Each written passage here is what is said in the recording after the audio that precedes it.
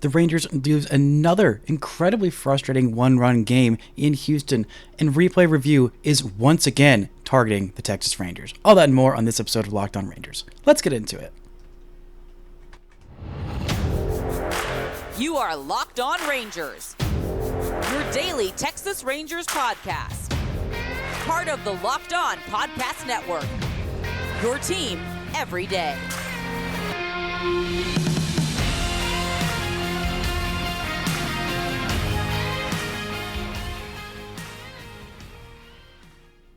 You are locked onto the Texas Rangers. I'm Bryce Patrick, a cripplingly addicted Texas Rangers fan since 2010, the founder and host for all 5 seasons of this Locked On Rangers podcast. Thank y'all so much for making Locked On Rangers your first listen every single day. If you're not already, you can follow me on Twitter at Bryce Patrick. You can follow the show at Locked On Rangers. Subscribe on YouTube, where the best way you can help grow the show is to comment nearly any single thing below. Today is Wednesday, July 26th. Your Rangers are 59-43, alone in first place in the AL West with a paltry 1-game lead over those stupid, stinking Houston Astros. Before we get into today's show, this episode is brought to you by Sleeper. Download the Sleeper app and use promo code LOCKEDON, and you'll get up to a $100 match on your first deposit. Terms and conditions apply. See Sleeper's terms of use for details. Currently operational in over 30 states. Check out Sleeper today.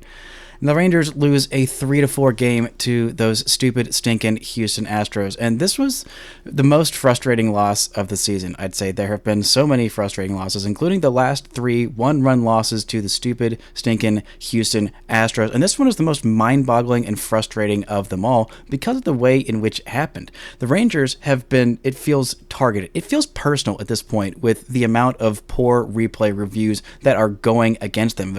It's all started with the home plate blocking, not blocking, garbage rule that MLB decided to enforce for literally 2 games this season, and then decided that, nope, actually it doesn't matter, and the Rangers lost that game. Then Jonah Heim celebrated the next day with his headset celebration after hitting a massive home run against the White Sox, and the Rangers ended up taking 2 out of 3 in that series. But it feels like since then, there have been absolutely no replay reviews go the Rangers' way. In the Monday night game, the Rangers challenged a play at home plate where it looked pretty clear, very similar to a play that happened on Tuesday, that Kyle Tucker did not tag home plate. He was ruled safe on the field, but his leg was up. It was in the air. It did not touch home plate before he was tagged out by the catcher, Jonah Heim.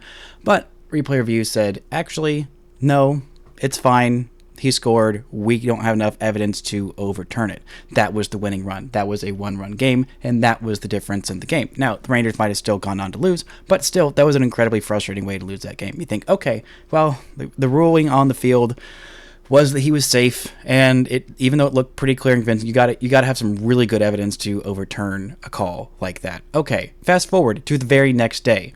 Very, very similar play. Travis Jankowski hits a double into left field. Marcus Semien on first base, gets a great jump, gets sent around third base. There was just 1 out in the inning, so it would have been runners on second and third had Marcus Semien not been sent to home plate. But you thought, okay, at that point, it's a 4-1 game. You got to get every single run that you can.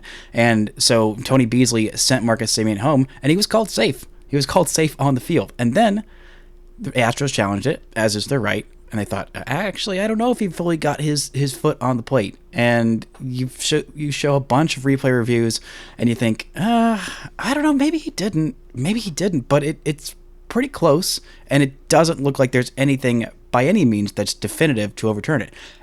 And replay review said, Nope. This time we have enough evidence. This time it's the exact same play, the exact same cameras, the exact same angles, and this time there is enough evidence to overturn it, but there wasn't the night before?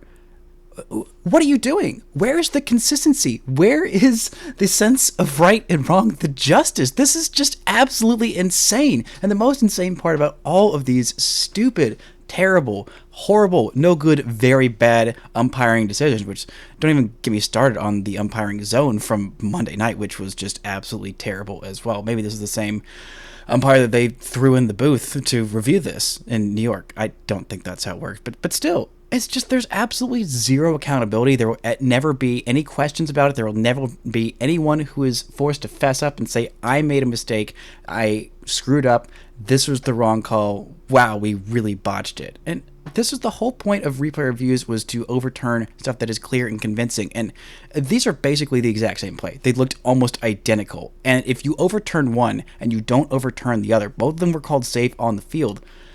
I just don't know how you can keep getting away with that. It's just absolutely mind-boggling. The Rangers ended up, hitting a 2-run homer that would have been a tying homer in the 9th inning. Maybe they wouldn't have if that happened. Maybe the inning would have kept going, and maybe they would have scored more runs in there. Or maybe everything would have gone to crap, and they wouldn't have. Mitch Garver wouldn't hit that 2-run home run if this happened. It doesn't matter, but it really does matter, because this is so incredibly frustrating and inconsistent, and that is the worst and most mind-boggling part of all of it, is that there is just nothing that's going to change. You're just going to have to sit there and take it. For umps, for referees, in every single sport for years, there has never been any accountability for almost anything that any ump or ref has ever done in any sport, ever. The only time in baseball that I remember an ump even ever admitting that they got it wrong, I don't remember what the ump's call was, but the botched perfect game for Armando Galarraga, that's like the only time I think I've ever seen an umpire say, actually, yeah, I goofed that call. I messed it up, and I wish I could take it back, but I can't.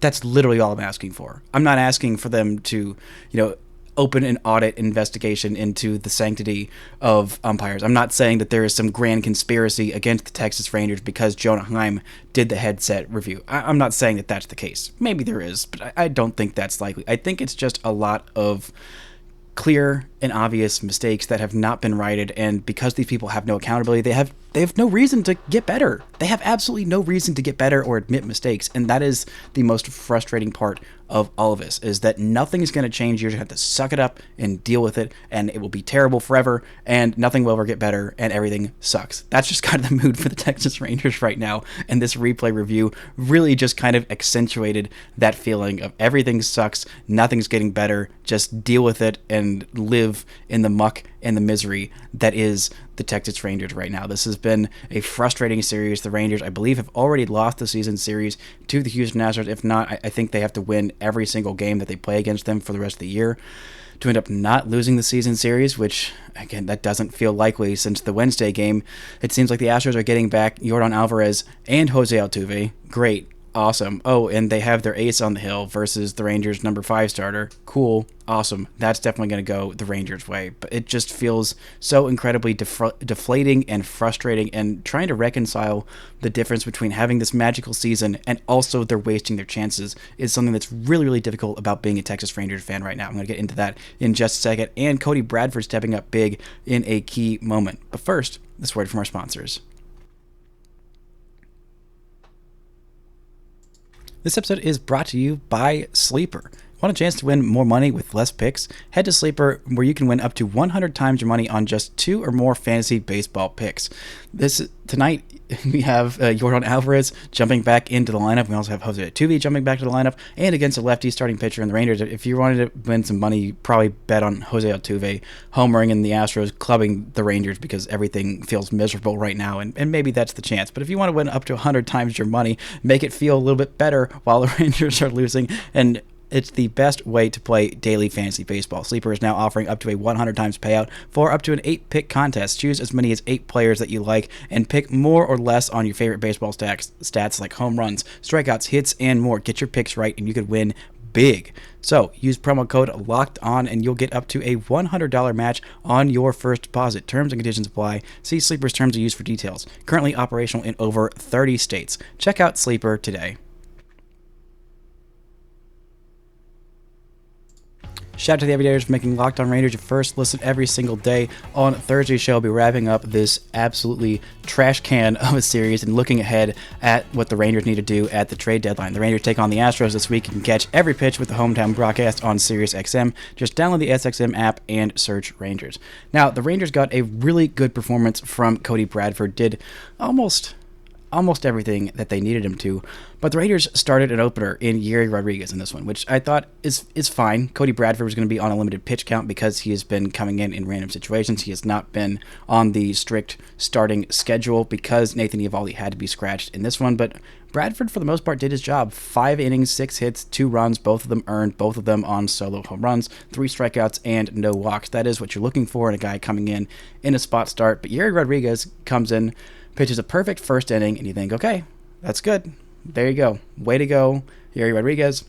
Job done. But no, he goes out there for a second inning, and that's when he gets into trouble. He allows a couple of base hits, a walk, a sac fly, and gives up 2 runs before the Rangers' actual primary pitcher for the game is even in it. And I just don't understand the thinking there. I really don't. He faced Alex Bregman, then Jose Altuve, Chas McCormick, Yainer Diaz, Corey Julks, and Martin Maldonado. And Bregman struggles very mightily against left-handed pitching. So I thought, okay, so you face the first 3 hitters, you get them, and then you send Cody Bradford out there to face Alex Bregman and Jose Abreu and Chas McCormick, who is the lighter of worlds on fire, which he had an RBI double in this one, because of course he did, because Chas McCormick is just the greatest hitter on planet Earth, apparently. The Astros can just turn some random nobody into one of the greatest hitters on planet Earth. It's fine. It happens all the time, and I am so freaking sick of it, and this stupid team, and the city of Houston, and their stupid juice box park. I am just sick of all of it, and I am ready for the Rangers to stop playing them for a little while, because it is driving me absolutely insane. But the 2 home runs that Cody Bradford gave up were very, very different. One was predictable and acceptable, and it happens, and you can just brush it off. Kyle Tucker. Kyle Tucker has been destroyer of worlds for the last 3 weeks / 18 years / he just, I swear to goodness, he turns into literally the greatest player on earth when facing the Rangers, as does the other guy who homered off the Rangers, who is actually not a good player.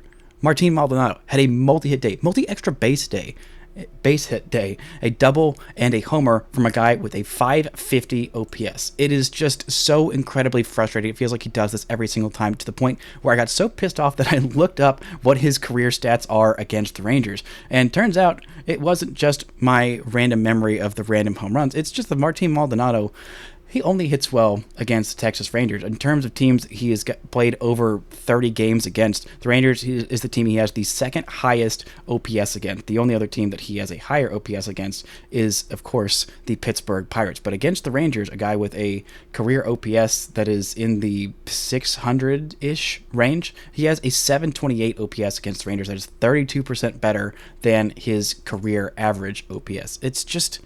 It's so incredibly frustrating getting beat by the worst hitter in baseball. He is the worst hitter in baseball. There is no doubt about it. It is, his entire function is to be a good defensive catcher, and whatever offense you get from him is bonus sprinkled in there. And the bonuses keep coming against the Texas freaking Rangers, and it is just so incredibly maddening. And the home run that he got, it wasn't even a cheapie. I think the Rangers might have challenged it to see if it actually hit off the foul, but there's no point. It was absolutely crushed, absolutely mashed in this one. One of the harder hit balls in this game, which is just so incredibly frustrating that this is what happened. He hit 2 of the 3 furthest hit balls in this game. The only one further hit was Mitch Garver's 420-foot home run to dead center field off of the Astros closer, which made it a 1-run game. But the Rangers even got really, really unlucky in this one, especially Ezekiel Duran. He was just so incredibly unlucky in this one, hitting the absolute crap out of baseballs and just could not get them to fall. His first at-bat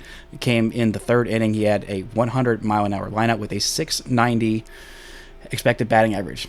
Did not fall. Then he comes up later on in the game, 107.4 miles an hour off the bat, a 610 expected batting average. That's a line out. Of course it is, because why would it not be? Then he comes up again, 101 miles an hour off the bat, 510 expected batting average, line out. Yet again, and then comes up one more time. Of course he does, 93.6 miles an hour, a fly out, a 0.000 expected batting average. That one was not stung as hard, but about 1.4 miles an hour from being another hard hit ball, but he still has an 0 for 4 day, despite hitting the absolute tarnation out of some baseballs. And even the final play of the game, which again goes back to my Kyle Tucker vitriol of him just making every single amazing play ever, if any ball has ever hit him in right field, especially late in the game, especially if it is going to go over that wall in right field. I swear he has robbed approximately 872 home runs, I believe it is, in his 5-year career, just against the Texas Rangers, just in that right field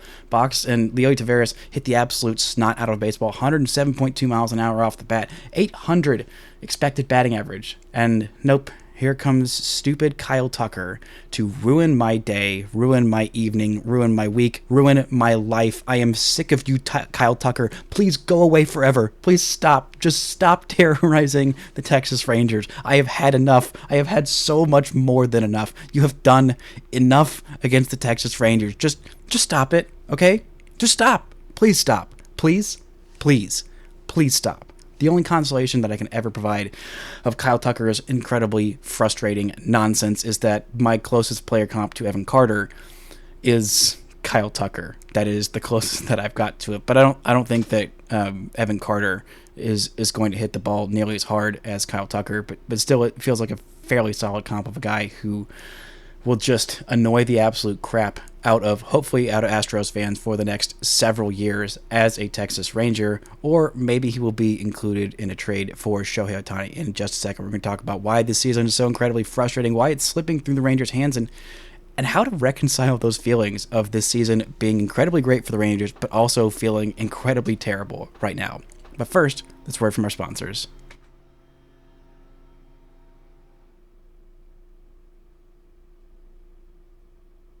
Shout out to the Everydayers for making Locked On Rangers your first listen every single day on Friday's show. We'll be talking about what happened in the minors this week and have a special guest, Cam Cauley, coming on the show to talk about his season for Low A and High A now. Thank you all so much for making Locked On Rangers your first listen every single day. You can catch every pitch at the hometown broadcast for the Rangers versus Astros this week on SiriusXM. Just download the SXM app and search Rangers. Now, this season has been great. It has been a lot of fun. The Rangers are on top of the AL West for the moment, alone atop the AL West, and maybe as you're listening to this, they are tied atop the AL West, but still they cannot lose the AL West lead, even if they get swept, which seems very likely, to this stupid, stinking Houston Astros team. But, there is a lot of frustration on Rangers Twitter right now, and it feels frustrating to be frustrated with that frustration, but that's kind of where I am right now. But also, those feelings are incredibly valid, and this season has been just weird. It has been so incredibly weird. So many things have gone right, so many things have gone wrong. It has just been a season of extremes, which is bringing out extreme feelings in the YouTube comments and the Twitter posts and the tweets and the zeets and the whatever else is out there on the social media sphere. But this team should be better. It should be better. And it feels weird and arrogant and, braggadocious to say that. But, I mean, their expected wins-loss record shows that. Their Pythagorean record should be 5 games better than they are right now. So if they were 5 games better than they are right now and they weren't losing all of these stupid one-run games, which I thought was a problem that was mostly in the past, but it appears one-run games will haunt the Rangers for forever. And it doesn't matter if they add a multi-time all-star closer, one of the hardest throwing guys in the history of the game, he's still going to blow a 3-run lead in Houston because, of course, it's the stupid Astros, and of course they are, because why not? It doesn't matter what happens to the Astros. This is the year the Rangers should be taking off. They've gotten a lot of breaks. Thankfully, most of the team has been very, very healthy. They have avoided some major injuries with John Gray twice that it felt like he should be out for the year, but still came back and didn't even take an IL stint. Thankfully, they have not had any major injuries to Nathan Eovaldi yet, and we'll see what happens the next time he comes out if the velocity comes back. They haven't had any injuries to Andrew Heaney, who has been very injury prone in his career. They only got 5 starts of Jacob deGrom, but still, it feels like for the most part this team has been catching a lot of breaks. Plus, not to mention the breakouts of Josh Young and Ezekiel Duran and Leo Taveras, all being fantastic versions of himself, and Jonah Heim being an all-star catcher and continuing that first half production from last year and not yet falling off a cliff. It feels like he is, building throughout the season. They haven't even gotten a whole lot from their supposed everyday DH, the guy who I thought was going to be the everyday DH in Mitch Garver. He's missed time due to injury, but he's provided his moments in bunches, including that big 2-run homer, which, again, is why he should be playing a lot. And Travis Jankowski's come out of nowhere to have an 800-plus OPS and on base over 400. Like that was not something that could ever be expected. Plus, Nathan Eovaldi was an all-star. He is the best version of himself. He is having a career season, and all these things just keep breaking right, but they're just not quite enough. Even with the Astros having all these things break wrong, having a lot of missed time from Jose Altuve and from Yordan Alvarez, and from having 3 pitchers on the IL for basically the entire season, and for Jeremy Pena taking huge steps back, and for more than half the season, Alex Bregman being mid, Kyle Tucker being mid, their entire lineup being mid, Jose Abreu being just straight up bad, and getting to the point where he is almost mid at this point. And still, those stupid stinking Houston Astros will not go away. It feels like this team should have run away with this division, but they just can't quite do it. And it's a young team mostly. It's a lot of guys who, I mean, they're not all that young, but this group has not been together for very long. I mean, this core, I mean, your 2 core pieces of Marcus Semien and Corey Seager, both of them have only been here for, this is their 2nd season. The entire pitching staff, almost the entire pitching staff, is basically brand new. John Gray's been here for a year. Martin Perez has only been back for 2 years now. Dane Dunning has been around for 4 seasons now. I think it's 3 seasons. But everybody else is brand spanking new, and it's just taking this team a bit to gel. And it felt like this was the year where you're going for just make the playoffs, just kind of get in there, get your feet wet, and then next year you go all in, all your chips in, everything on the table. But this year, and I said it on yesterday's episode, and there are a lot of people who pushed back when I said there's not a team in the AL that really super scares me right now.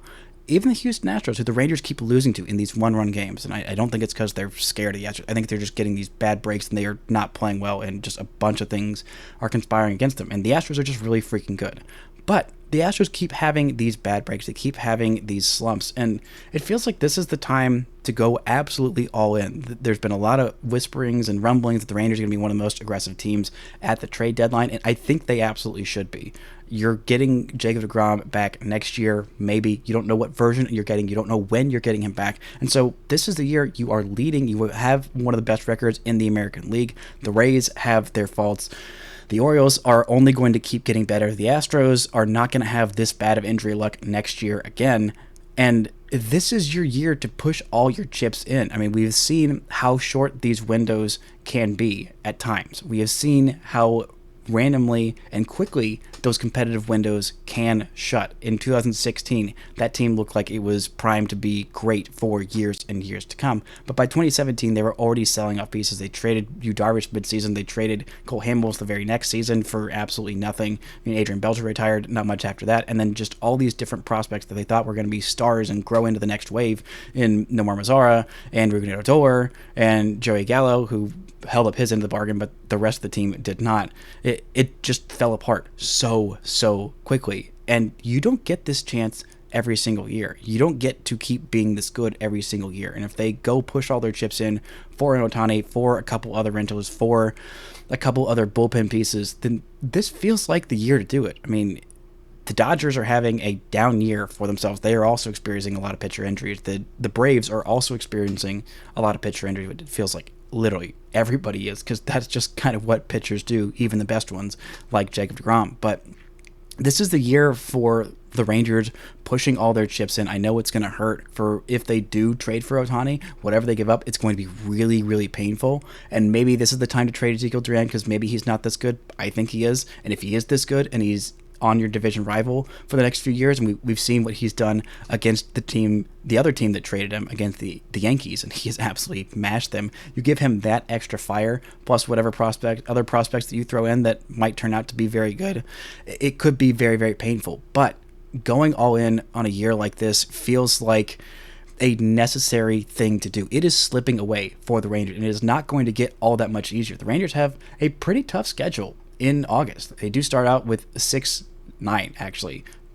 Decently easy games. The Fish are not doing well. They have 3 at home against the White Sox, then 3 at home against the Marlins, who are struggling a bit right now, but still a decent team. Then they travel to Oakland for the last time this season, play 3 games at the Coliseum, maybe the last 3 games that they'll ever play at the Coliseum. Actually, they play the A's one more time in September at home, but still, then they have 3 against the Giants that are tough, 3 against the Angels, which at that point, who knows if Shohei Ohtani is still on the roster, 3 against the Brewers, 2 against the D-backs, 4 against the Twins in Minnesota, which is a pretty decent team with incredible starting pitching, and the offense is starting to heat up. Then they finished the month with 3 against the Mets. But the Astros have a very, easy schedule for this month. They've got 3 games against the Guardians actually 2 games against the Guardians coming up, then 4 on the road against the Yankees, 3 on the road against the Orioles.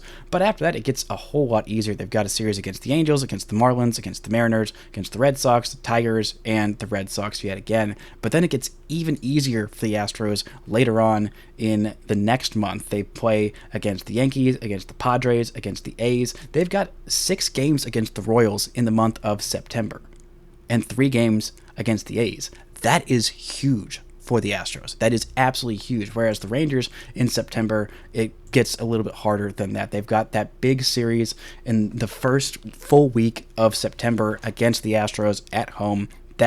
It feels like that's going to be what decides the division at this point. But the Rangers will have a bunch more games against playoff teams. They'll have another 3-game series against the Twins. They do have a 3-game series against the A's. Then they'll play against the Blue Jays for 4 games in Canada. That's going to be tough. They're playing against the Guardians, the Red Sox, the Mariners, the Angels, and then they end the season with 4 games in Seattle against the Mariners, which who knows if they'll be trying to do anything at that point. You can only hope that they won't be, because if they are, then that is going to be a very, very difficult series. The Rangers have handled the Mariners so far this season, but it is by no means an easy schedule, and it feels like the Astros definitely have the edge there. So the Rangers need some big moves. They need something. They need multiple moves at this trade deadline to kind of boost this team, kind of rejuvenate this team. They have got all the pieces to, make a run, but it's not quite there. I should say they have most of the pieces to make a run. They have the hardest piece. They have the manager in place who's been there. They have a couple of decent starting pitchers and a couple of good starting pitchers and a couple of okay starting pitchers, and a lineup that is incredibly deep and talented and clicking for the most part. They have a faulty bullpen with a couple of guys that are trustworthy and good. You can only hope that Josh Sborz comes back to be the best version of himself. Hopefully comes back this weekend, because the Rangers desperately need any bullpen help that they can get, especially when they're trotting Yeri Rodriguez out there for a couple innings. It's just a sign that not everything is going super well. By the way, they also threw in Spencer Howard at the end there for a perfect inning. He brought his ERA down from, I believe it was 135 to 27 on the year with a perfect inning. Good for Spencer Howard. Good to see him back out there. We'll see if he can stay in this bullpen, but it feels like just a revolving door of relievers at this point, because things have been an absolute mess in there. It feels like everything has been an absolute mess there. It's hard to juggle those two perspectives of everything's going really well, but also everything is terrible. And it is a tough time, a weird time to be a Texas Rangers fan. So just take the good with the bad. I kind of missed these games that were absolutely agonizing. Every single pitch, every single moment is just excruciating agony. I love it. I hate it. It's amazing. It's the best time to be a Rangers fan. It is the worst time to be a Rangers fan. But I'm going to enjoy every second of it, even the miserable seconds, because it is so much better than a terrible team where absolutely nothing matters at this point in the season. I will take the frustrating, agonizing 1-run losses in Houston over the 30-run losses in Houston where nothing matters and the season's already done, and I'm not even checking the major league scores because I just care about the prospects, because the future is all that matters. This team, the present matters right now. Every game matters. Even when they're frustrating, it is still, like I said, much better than mediocrity or not caring at all. That's going to do it for today's show. Thank you all so much for listening and subscribing, and until next time, don't forget to enjoy first place Texas Rangers baseball.